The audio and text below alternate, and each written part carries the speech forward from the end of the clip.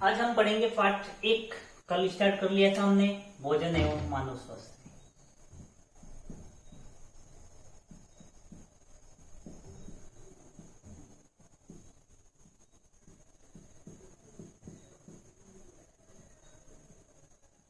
भोजन एवं मानव स्वास्थ्य चैप्टर 4 मार्क्स का है। कल डिटेल में बता दिया है।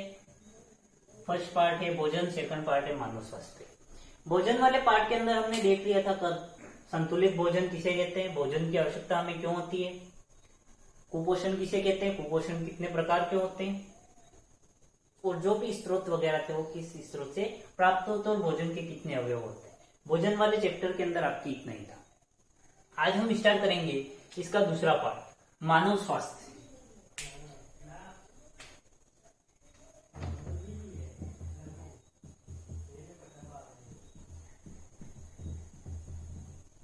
मानव स्वास्थ्य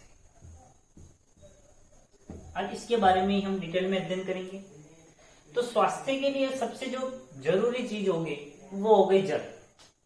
पानी जो होता है वो सबसे इंपॉर्टेंट चीज है। जल के बारे में ज्यादा कोई डिटेल में बात नहीं करूंगा। इससे 3 क्वेश्चन बनते हैं मेनली, मोटे तौर पर बात करें।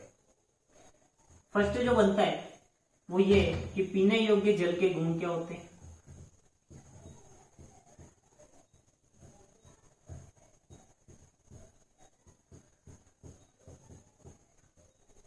सेकंड जो बनता है वो जल पीने के क्या लाभ हैं।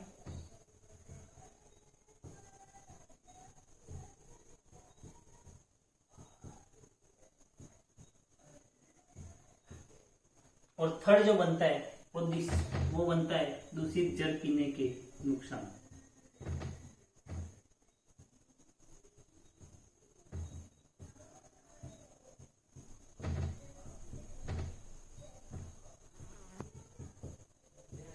हम 3 क्वेश्चन पे भी फर्स्ट डिस्कस कर रहे हैं। इसके बाद इसमें जो भी छोटी बड़ी चीजें आ रही उनके बारे में डिस्कस करेंगे।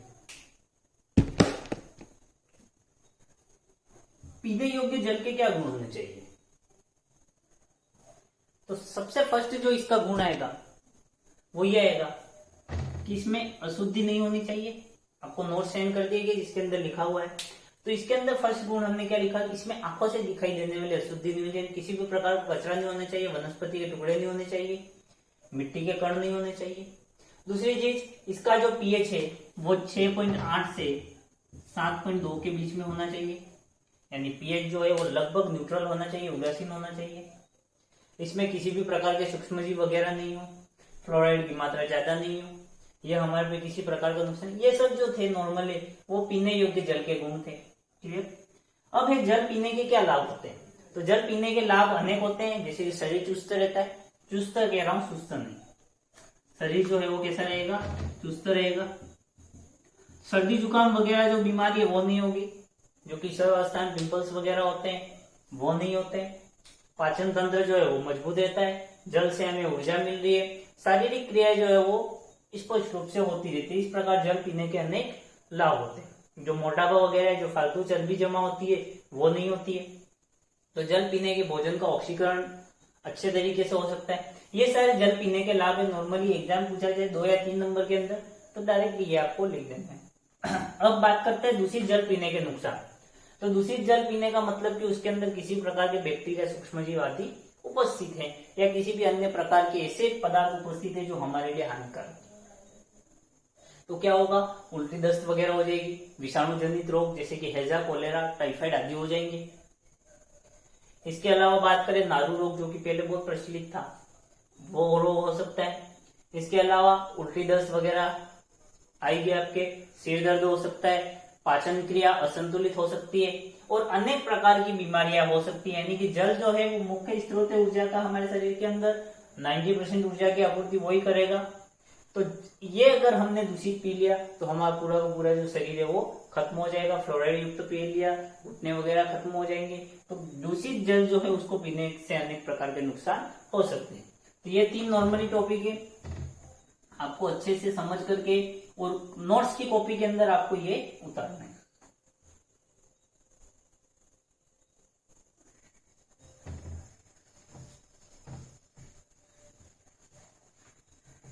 तीन क्वेश्चन है, इनको सोल्व करना है। इसके अलावा बात करते हैं विषाणु जनित रोग कि विषाणु जनित रोग कौन कौन से होते हैं। तो कोलेरा, टाइफाइड, हैजा, फ्लू, उल्टी दस्त वगैरह ये सब जो है वो वायरस जनित रोग है। तो आपका नेक्स्ट क्वेश्चन जो हो गया क्वेश्चन नंबर 4 वो हो गया वायरस जनित रोग। वायरस जनित 4 रोगों के नाम लिखिए।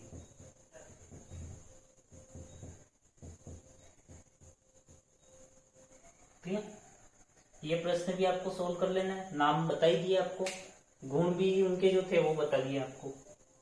अब ये जो जल है उसकी बात करते हैं हम, तो हमारे दिमाग में जो सन 2000 पहले की अगर हम बात करें तो एक रोग प्रचलित था, जो उस रोग का नाम था नारू रोग।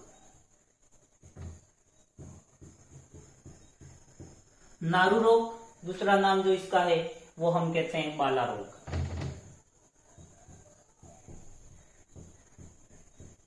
बाला रोग या नारू रोग। सन 2000 से पहले, सन 2000 से पहले की बात करें तो यह रोग राजस्थान में पूरी तरह से फैला हुआ था। लेकिन जैसे ही 2000 राजस्थान सरकार द्वारा नारू रोग उन्मूलन कार्यक्रम चलाया गया,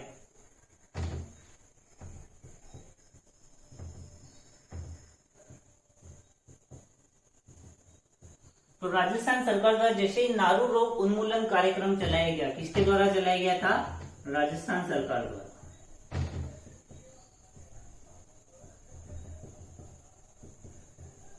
राजस्थान सरकार द्वारा नारू रोग उन्मूलन कार्यक्रम चलाया गया।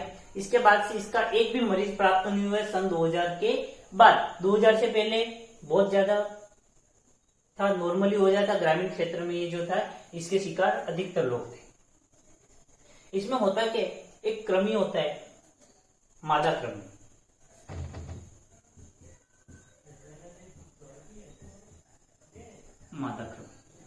मादा कृमि होता है जिसका नाम होता है ड्रैकनकुलस।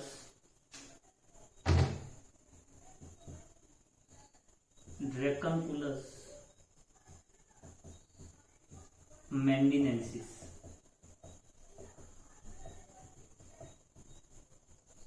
ड्रैकनकुलस मेडिनेंसिस नामक जो मादा कृमि होता है, उस मादा कृमि से ये रोग फैलता था।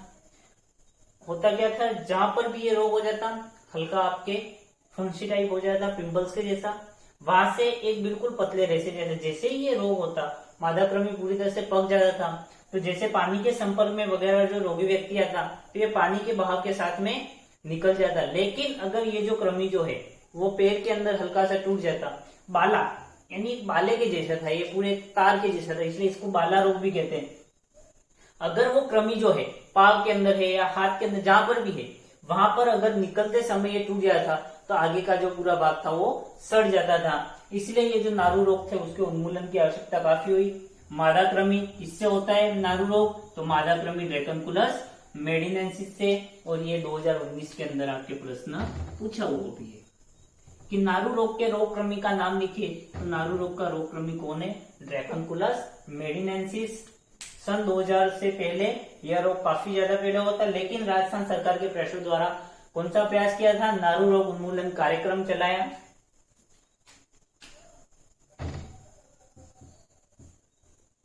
जिसके बाद इसका कोई भी मरीज हमें प्राप्त नहीं हुआ।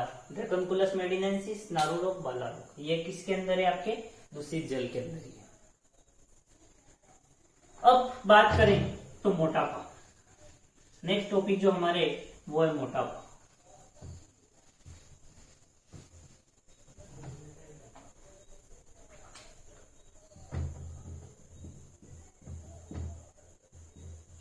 मोटापा होता क्या है?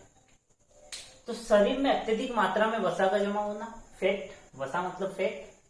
नॉर्मली कहते हैं भाई ये फैट वाला आदमी, फैट मतलब कि उसके अंदर वसा का जमाव अधिक है या मोटा आदमी। तो मोटापा क्या हो गया? शरीर में अत्यधिक मात्रा में वसा का जमा होना, जिससे वो हमारे शरीर पर हानिकारक प्रभाव डाले। कौन? वसा। तो शरीर में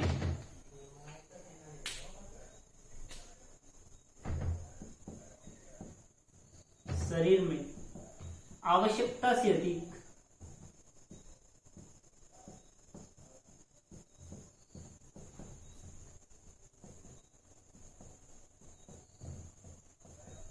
मात्रा में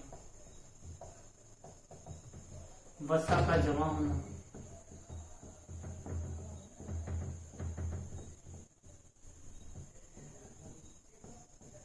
जो शरीर पर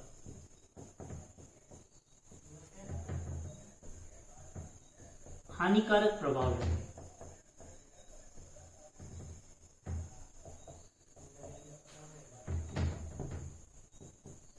मोटापा कहलाता है।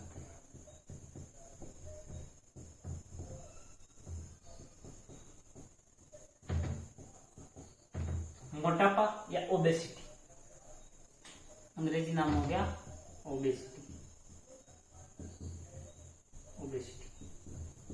ओबेसिटी या मोटापा क्या होता है? तो शरीर में आवश्यकता से अधिक मात्रा में वसा का जमा होना जो शरीर पर कैसा प्रभाव डाल रही है? हानिकारक प्रभाव डाल रही है। क्या कहलाता है? मोटापा।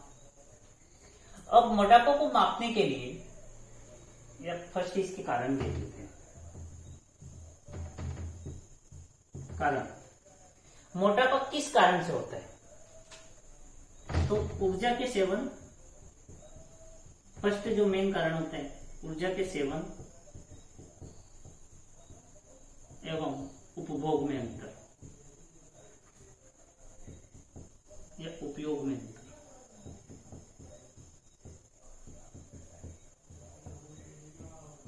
यानी कि आप जितना भोजन कर रहे हैं, आप जितनी ऊर्जा को ग्रहण कर रहे हैं, उसकी तुलना में आप उतना कार्य नहीं कर रहे हैं, जिससे क्या होगा? वो धीरे धीरे वसा के रूप में जमता जाएगा। सेकंड, अनियमित दिनचर्या, दिन भर खाना पीना सोना, इसके अलावा और कोई काम नहीं। कम व्यायाम,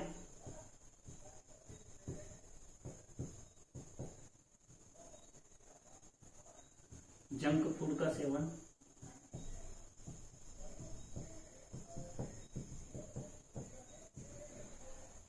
नशीले पदार्थों का सेवन,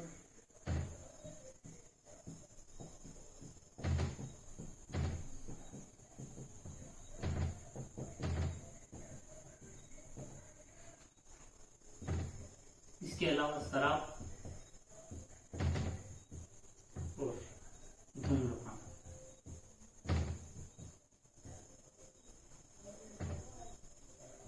वसायुक्त पदार्थ का अत्यधिक सेवन, वसायुक्त पदार्थ का अत्यधिक सेवन। तो ये जो होते हैं मोटापा के मेनली कारण होते हैं। हमने देखा मोटापा क्या है? शरीर में आवश्यकता से अधिक मात्रा में वसा का जमा होना जो शरीर पर कैसा प्रभाव डाले? हानिकारक प्रभाव डाले। क्या कहलाएगा? मोटापा।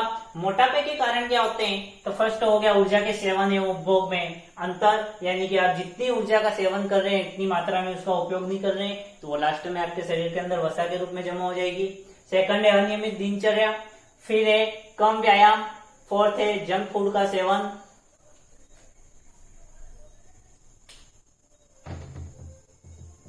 जंक फूड का सेवन, नशीले पदार्थों का सेवन, शराब का सेवन, धूम्रपान करना एवं वसा युक्त पदार्थों का अत्यधिक सेवन, यानी घी है, तेलीय चीजें वगैरह जो होती है उनका अत्यधिक सेवन करना भी जो होता है वो मोटापे का कारण हो सकता है।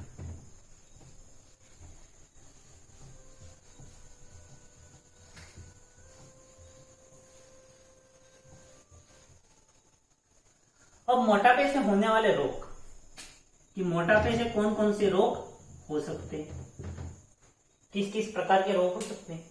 तो मोटापे से जो सबसे फर्स्ट रोग होता है वो होता है डायबिटीज,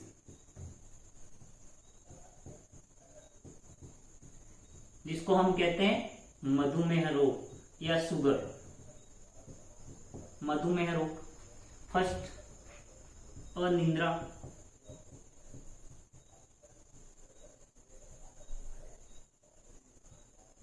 थर्ड थकान अधिक लगना,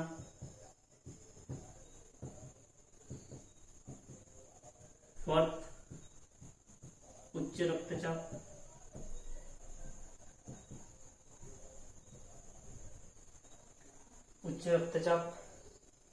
फिफ्थ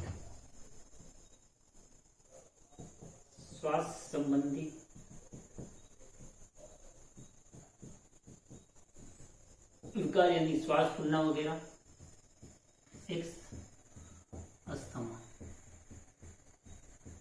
इस टाइप से इससे भी अनेक प्रकार के रोग हो सकते हैं, डायबिटीज वगैरह हो गया, अनिद्रा हो गया, थकान अधिक लगना, उच्च रक्तचाप, श्वसन संबंधी विकार, सिर दर्द वगैरह भी इसकी वजह से हो सकता है आपके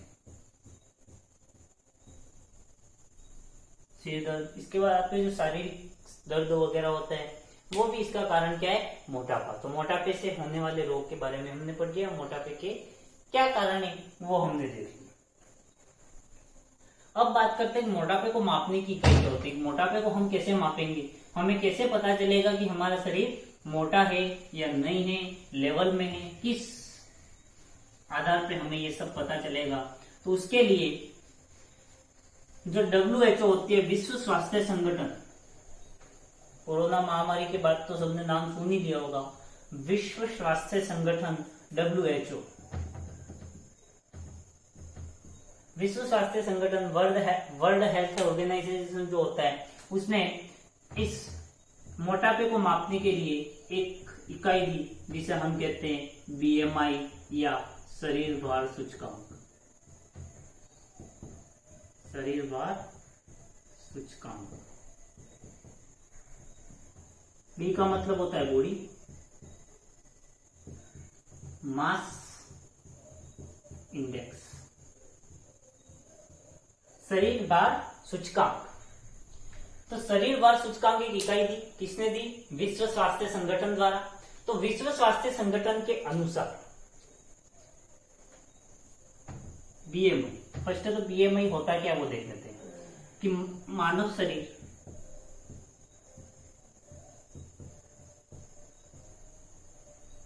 के भार एवं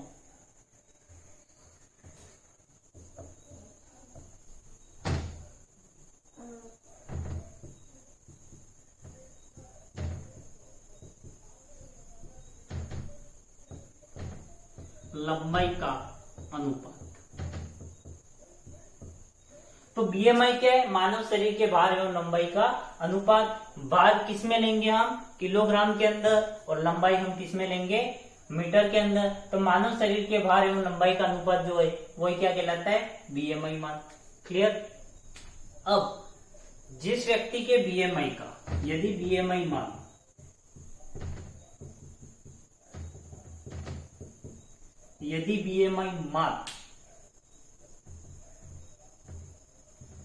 25 किलोग्राम प्रति मीटर तक सामान्य, 25 से 30 किलोग्राम प्रति मीटर मोटापा पूर्व स्थिति, यानी आप मोटे नहीं हैं लेकिन मोटापे की स्थिति में जल्द ही आ सकते हैं, और 30 किलोग्राम से प्रति मीटर से ऊपर अधिक होगा तो उसको हम कहेंगे आप रेड जोन के अंदर आ गए हो, यानी कि आप मुंह के अंदर मोटापा है। तो मानव शरीर के भार, आपका जो भार है उसको माप लेना है, एवं जो लंबाई है आपकी मीटर में लंबाई, यहाँ पर फीट में लंबाई नहीं लेनी है, आपको मीटर में लंबाई लेनी है।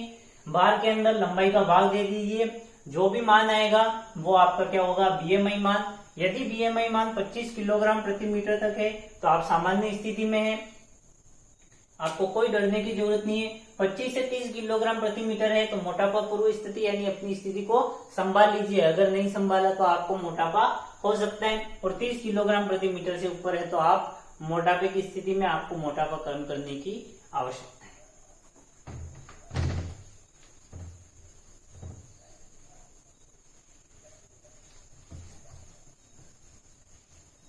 अब बात करते हैं हम रक्तचाप। यहाँ पे हमने एक वर्ड यूज किया, रक्तचाप। रक्तचाप या रक्तदाब दोनों एक ही चीज है।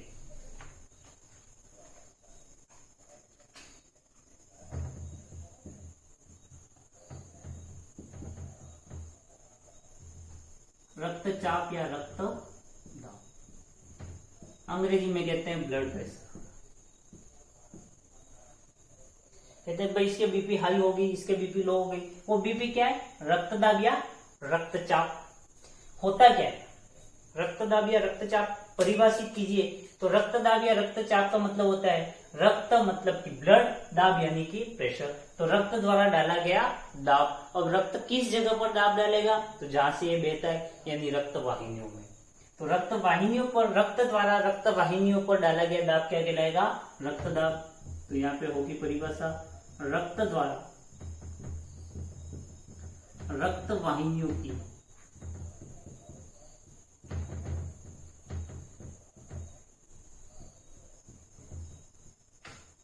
भित्ति पर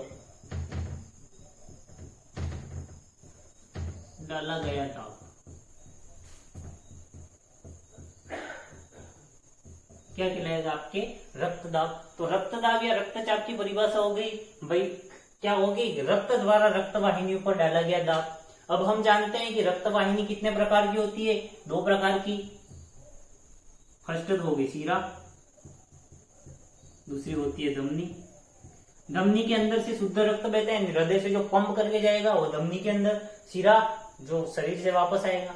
तो भाई पंप करके प्रेशर के साथ जाएगा, वो फास्ट जाएगा तो दाब भी होगा, ज्यादा डालेगा। धमनी द्वारा जो दाब डाला जाएगा वो ज्यादा होगा, और शिरा द्वारा जो दाब डाला जाएगा वो उसका मान क्या होगा, अपेक्षाकृत कम। इन दोनों की हम तुलना कर रहे हैं। तो इसी आधार पे रक्त द्वारा रक्त वाहिनियों की भित्ति पर डाला गया दाब तो कहलाएगा रक्तदाब। लेकिन ये जो रक्त वाहिनियां होगी वो अलग अलग होगी, एक शिरा है दूसरी धमनी। तो जो शिरा पर दाब डाला जाएगा उसको क्या नाम देंगे, और धमनी पर जो डाला जाएगा वो उसको क्या नाम देंगे। तो इस आधार पे बात करें रक्तदाब के प्रकार की, तो रक्तदाब 2 प्रकार के हो गए। फर्स्ट, रक्त द्वारा धमनी की शिरा पे डाला गया, तो हमने लिख दिया भाई रक्त द्वारा धमनी की शिरा पर, धमनी की भित्ति पर डाला गया था।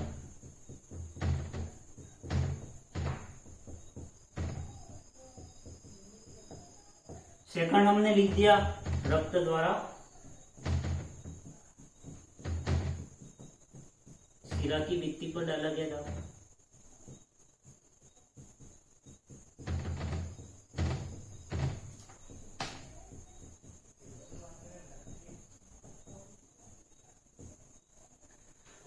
रक्त द्वारा अगर धमनी की भित्ति पर डाला गया दाब जो है वो कहलाता है सिस्टोलिक।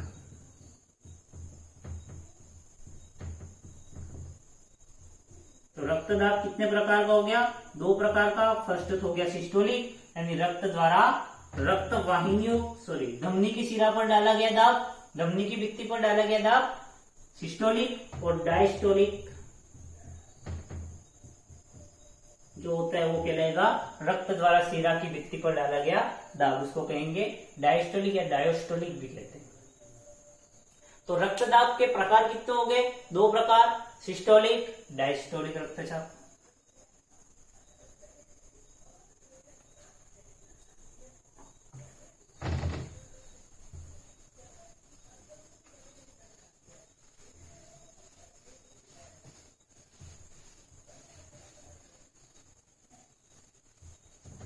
अब रक्तचाप संबंधी विकार।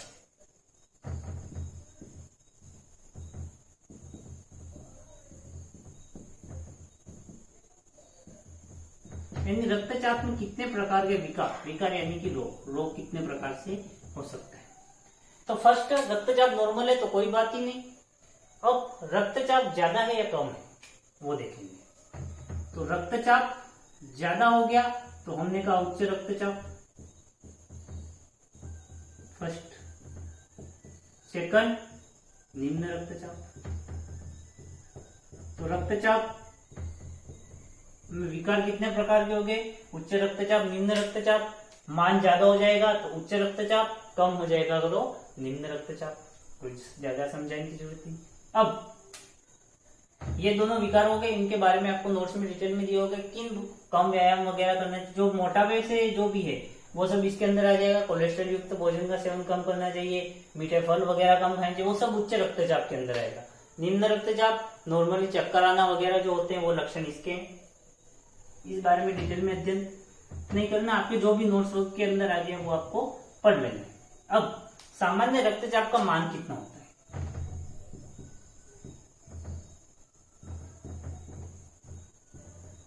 सामान्य रक्तचाप का जो मान होता है वो होता है 120/80 mmHg। अब इसका मतलब क्या है, ये जो 120 है यानी अधिक मात्रा में है, यानी धमनी द्वारा डाला गया होगा, जिसको हमने क्या नाम दिया, सिस्टोलिक। 120 जो है वो सिस्टोलिक मान है। ये कौन सा हो गया, डायस्टोलिक। एक वयस्क मनुष्य के अंदर अगर आपको रक्तदाब पूछा जाए तो ये लिखना है mmHg मतलब मिलीमीटर, Hg मतलब मरकरी की तुलना में जो डाला गया दाब है वो सिस्टोलिक तो होगा 120, डायस्टोलिक होगा 80। अब सिस्टोलिक जो होता है उसकी अगर सामान्य रेंज की बात करें तो वो होता है आपके 80 से लगा करके 120 तक, और डायस्टोलिक की बात करें तो होता है 60 से लगा करके 80 तक mmHg।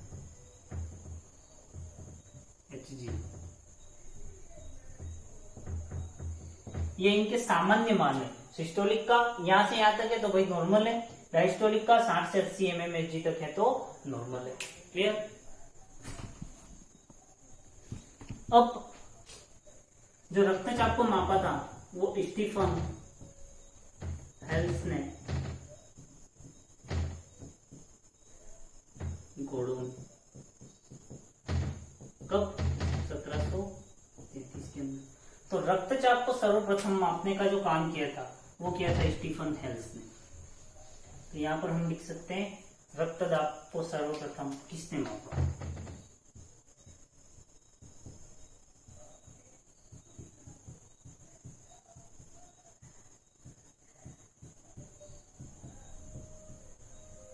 तो रक्तदाब को सर्वप्रथम स्टीफन हेल्स ने मापा था, और किसके अंदर मापा था, घोड़ों के अंदर। कब मापा था, 1733 के अंदर। लेकिन अगर रक्तदाब को परिभाषित करने की बात करें, रक्तचाप को सर्वप्रथम परिभाषित किया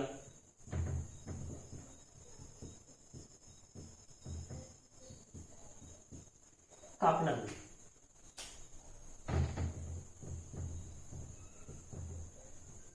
कापलन ने, और कब किया था, 1983 के अंदर कापलन ने रक्तचाप को सर्वप्रथम परिभाषित किया था, और सर्वप्रथम मापने का काम किया था स्टीफन हेल्स ने 1733 के अंदर घोड़ों के अंदर। बस आज के लिए आपके इतना ही। जो भी आपको क्वेश्चन दिए गए दूषित जल वगैरह के, पीने योग्य जल के गुण, जल से हमें क्या लाभ है समझा दिया, उसके नोट्स के अंदर उतार देना है और ये काम